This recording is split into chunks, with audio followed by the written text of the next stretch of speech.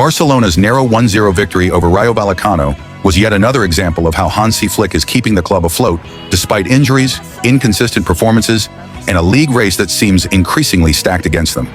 The game itself was marred by controversy, with Barcelona winning through a Robert Lewandowski penalty that came after a lengthy VAR check, one that many argue wouldn't have been given for the opposition.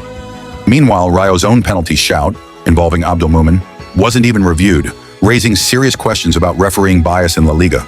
Despite the chaotic officiating, Flick deserves credit for managing a squad ravaged by injuries and still keeping Barcelona in the title fight. With key players like Pedri and Gavi sidelined and the squad lacking depth in crucial areas, Barcelona have relied on moments of individual brilliance and questionable refereeing decisions to scrape through games. Unlike Real Madrid, who have squad depth and stability, Barcelona are running on fumes, with Flick desperately making tactical adjustments to get results. But here's the brutal truth. If Barcelona do win La Liga, it won't be because they've been the best team. Their performances have been unconvincing, their squad looks vulnerable, and their reliance on favorable calls cannot be ignored. It's also telling that their own captain, Frenkie de Jong, admitted there was nothing to celebrate after the win. Even within the squad, there's recognition that they're not playing like champions.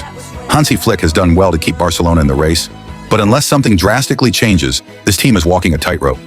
Real Madrid and even surprise challengers like Atletico Madrid have been more consistent, and Barcelona's over-reliance on grinding out results rather than dominating matches will eventually catch up with them. Flick is a world-class manager, but right now he's managing a broken system, and winning La Liga with a team this unconvincing might say more about La Liga's overall quality than Barcelona's greatness.